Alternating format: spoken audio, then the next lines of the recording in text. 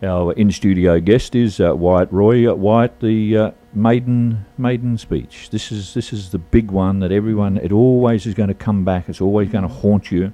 You're going to miss things out. You're going to put things in there you can't get. What are your thoughts? A couple of topics so far. Well, it's something that I have only really started thinking about in the last few days, and I would love advice. I always love good advice. So if anyone's got some for the maiden, but I'm looking at, the sorts of reasons about why I'm in the parliament and how I got there. I think that's the two key areas, and there is a great story about our party. I mean, if you look at, I tell you a story when we went to the party room meeting. I walked into the party room with Ken Wyatt, who was the first Indigenous member elected to the lower house. I was the youngest member.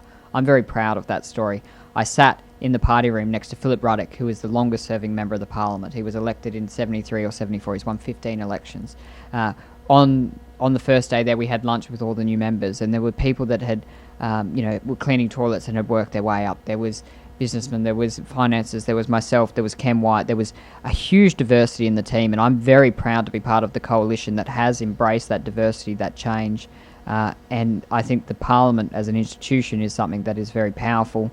The story of our democracy is very powerful, and I would like to put a little bit of that in there. As I said before, my mates in Zimbabwe don't have that experience because of the reality of that country, and I think this is a great country, and if I can tell a bit of that story in my maiden speech, that would be a good thing.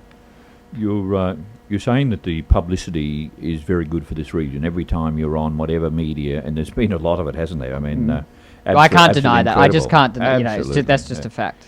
So if we got $1 for every time you've been on TV, I mean, this region's doing very, very nicely. Thank you. But if you go ahead and sort of your next election, you are no longer the centrepiece, perhaps. You're old style. You've made a couple of mistakes. I'll be old next election almost. Well, you will be. You'll be over 21. I know. Yeah. I understand life doesn't begin to 54 now. Well, I'm learning patience on a daily basis, I've found. So thank you for joining us. We have Wyatt Roy in the studio. You're listening to 101.5 FM. And of course, this year is the actual, or this week, is the celebration of the Overland Telegraph. The 1870, I think it was, before Federation. We talk about communication these days. In the election campaign, there was this big question about expenditure. There seems to be this question of whether it's the copper, whether it is the wireless. Again, coming back to your position, you seem to be fairly firm on this beforehand. You had some very clear-cut views. How are you going to project that view, maybe restate your view, and how are you going to project that view in the party room to make certain that communication networks work effectively? Yeah, well, I mean, I think we're quite clearly talking about the NBN here, and there's a few points that you made. So let me address first the expenditure side of things, and this is a very significant investment that taxpayers are taking. The figures that I'm told is about $2,000 per person. And the real issue here is about getting value for money. If the taxpayer is paying, and we're all paying $2,000 each for the NBN, let's make sure we get value for money. And as an opposition, we'll hold the government to account on that and make sure you are getting that value for money. The figures that I've been told, in Singapore, the same thing costs about $200 because of geographic regions. So let's get that value for money. And obviously now with the Parliament as it is, we have to work with the independents.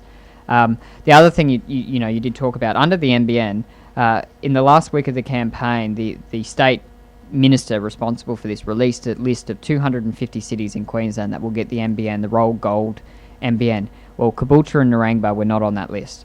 So I'll be making sure that we're getting our fair share here and fighting for that. And I think that is part of my role here. And you can state those claims and you can take a local perspective to Canberra, and that's the approach that I'll take.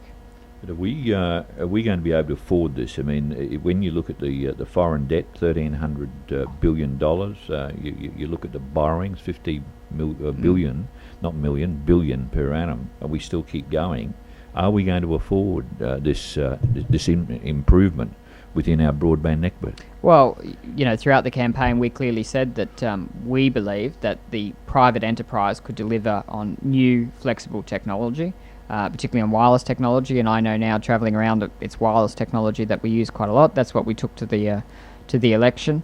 Now, we have to be we have to be a responsible opposition, and we have to sit down with the stakeholders, and we have to go through this process. I mean, the government at the end of the day won the election. The government at the end of the day have had a form of a mandate to go about and do what they took the election, and they took this policy to the election, and the people have voted. So I agree with your concerns. I think I made that quite clear throughout the campaign, but we have to be a responsible opposition now and work through this and still deliver alternatives as an alternative government at the same time.